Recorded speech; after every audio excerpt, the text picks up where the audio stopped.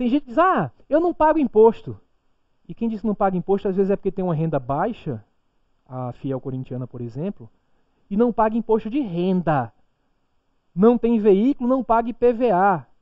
Mas lembrem, comprou uma balinha no supermercado, você já paga ICMS incluído ali dentro. Então todo mundo paga. E quem é mais pobre paga proporcionalmente mais, que é outro absurdo brasileiro que a gente vai discutir em um ponto futuro.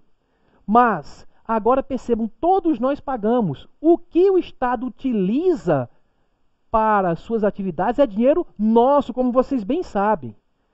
E quem usa dinheiro de outro tem que prestar contas. Lembra de algum episódio na sua vida em que você comprou algo para alguém? Suponha que você diz, olha, um amigo seu diz, você mora perto da loja tal?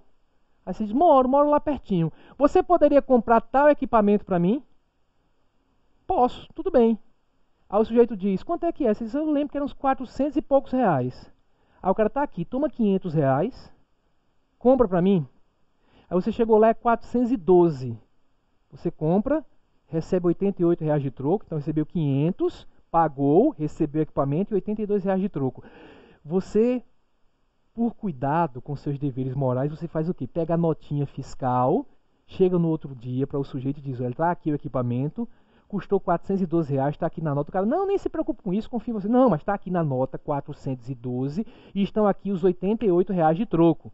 Você presta contas, você se sente nesse dever moral. E claro, toda a autoridade pública, todo mundo que administra dinheiro público, a Constituição diz isso, tem o dever de prestar contas. Dizer, olha, aquele recurso que você, população, me passou por meio de impostos, eu gastei da seguinte forma. Então as contas serão prestadas e serão analisadas.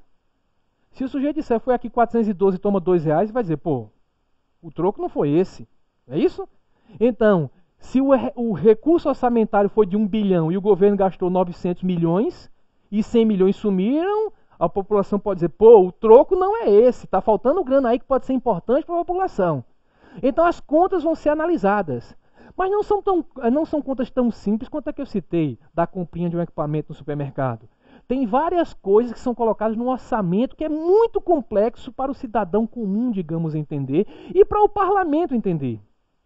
Aí vem o Tribunal de Contas com seus auditores qualificados, que vão analisar as contas prestadas, vão lá nas prefeituras, nos órgãos estaduais, federais, verificar se o que foi informado é verdade, analisar se tudo que deveria ser feito com dinheiro foi feito corretamente. E o Tribunal de Contas analisa, aprecia e dá um parecer prévio. O que é um parecer? É uma opinião. Tem gente que fala assim, o Supremo deu um parecer, de vez em quando sai na imprensa, né? Tá errado, o Supremo não dá parecer, o Supremo julga. Vai aparecer e dar uma opinião. O Tribunal de Contas dá uma opinião técnica e o parlamento vai ter que julgar. Certo? Mas veja, uma opinião técnica de grande relevância que o Tribunal de Contas vai dar, que só pode ser rejeitado de uma maneira específica. Em alguns casos lá no parlamento, eu não vou detalhar isso agora, que é bastante técnico. Eu quero nesse momento você entenda somente a questão relativa à importância disso. Verificar se o dinheiro foi corretamente aplicado. Se teve crime no meio do caminho, o Tribunal de Contas vai comunicar, é o Ministério Público mesmo. Não é nem o Tribunal de Contas, não é nem o Parlamento que vai se preocupar com isso. Vai ter que responsabilizar. Então veja, é fundamental na análise, por exemplo, dos gastos da Copa, que o Tribunal de Contas, com a competência dos seus técnicos, analise cada ponto para verificar os desvios que aconteceram, eventualmente, e punir as autoridades responsáveis por tais desvios. Porque vejam, vamos lá na lousa novamente.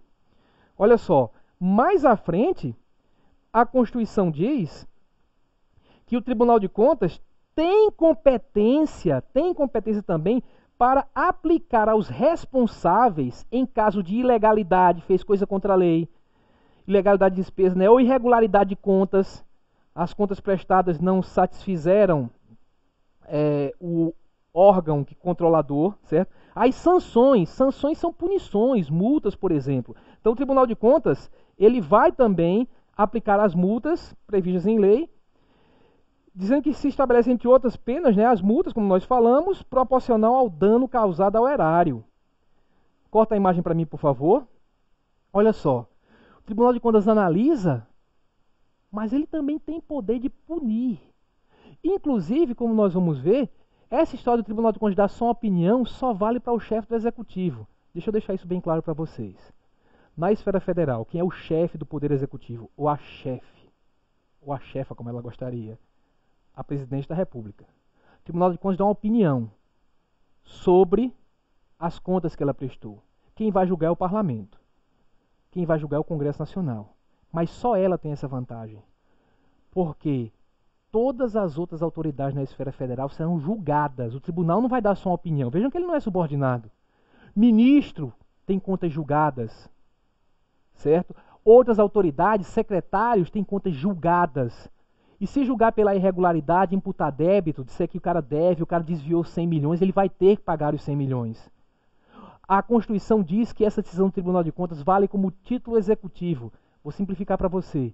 É como se fosse um cheque, meu amigo. Se o Tribunal de Contas diz que você deve 100 mil, já se entra na justiça direto cobrando os 100 mil. Não vai se discutir mais se você é culpado ou não, o que você fez de certo ou errado. Se o Tribunal de Contas já analisou, já lhe deu direito de defesa e diz que você deve 100 mil, vão lhe cobrar os 100 mil reais. Então vejam, Tribunal de Contas da União, todo mundo que pega dinheiro federal e utiliza está sujeito à análise de suas contas e o tribunal pode rejeitar as contas, cobrar, determinar a cobrança do débito, dizer que você deve e aplicar penalidade. Além disso, quem tem as contas julgadas irregulares se torna inelegível, que é o maior medo que um político possui. Como eu não estou aqui formalmente na escola, me permitam dizer uma expressãozinha feia que muitos usam por aí. Muitos dizem que político sem mandato é como puta sem cama. Né? É horrível, né? Mas se referindo àquelas políticas, às vezes até cabe o raciocínio. A ideia é, meu amigo, se ele não tiver mandato, não tiver como atuar, como no Brasil, infelizmente, porque é uma coisa absurda, político virou profissão.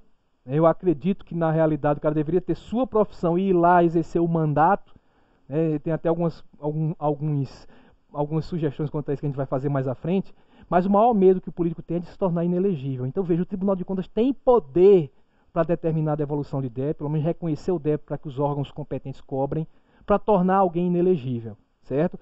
Ele julga essas contas e, vejam, é por isso que eu disse que dentro do contexto do que está sendo cobrado pela população nas manifestações, o Tribunal de Contas tem uma ajuda grande para dar. Ele tem esse dever perante a sociedade. Ele analisa praticamente tudo aquilo. Quando você fala que a educação está ruim, o Tribunal de Contas vai analisar se o governo gastou o mínimo que devia com a educação, se não houve qualquer tipo de desvio. Até a qualidade da educação pode sim, deve ser analisada pelos tribunais de contas, se verificando o que é que está sendo gasto, custo-benefício daquilo dali, certo? Saúde, a aplicação de recursos na saúde, as licitações se estão sendo feitas corretamente, se os contratos estão sendo feitos corretamente, se está havendo desvio, tudo isso é analisado. E o Tribunal de Contas pode dizer que a autoridade tem que devolver o dinheiro, ou até que uma empresa que recebeu o dinheiro indevidamente tem que devolver tal dinheiro. E além disso, além da devolução, a punição. Além do cara devolver, vai ter uma punição por conta do que ele fez, podendo até vir se tornar inelegível. Então vejam, nesse nosso primeiro vídeo eu quero que vocês percebam a enorme importância e a enorme ajuda que essas estruturas de controle externo podem dar para a cidadania. Nos próximos vídeos eu vou retratar por que essa ajuda não tem sido dada a contento à população. Existem problemas nas normas que impedem os tribunais de contas de terem efetividade nas suas decisões. Existem problemas nas composições dos tribunais, na estruturação, e isso a gente vai comentando nos próximos vídeos. E eu espero que essa discussão ela floresça nacionalmente para que a gente possa, nesse momento em que a população exige efetivamente um governo mais eficaz, que atenda realmente aos seus anseios, que a gente possa, dentro dessa discussão, fazer com que essas estruturas de controle externo funcionem bem. É o que todos queremos. Eu, como membro de Ministério Público que atua junto ao Tribunal de Contas e também como cidadão destinatário das atividades de Estado, e todos nós, cidadãos, não importa a função que exercemos na sociedade, o emprego, o cargo que venhamos a exercer. Essa é a linha de raciocínio, peço a sua ajuda, compartilhe o vídeo e coloque os comentários que quiserem. E como eu falei desde o início, estou explicando de uma maneira mais simples possível. Técnica, mas o mais simples possível. Quem quiser detalhamento para nos ajudar na melhoria dessas estruturas, nas propostas feitas ao governo, pode entrar em contato. Estou à disposição para que a gente possa construir um Brasil melhor. Até o nosso próximo vídeo. Tchau, tchau.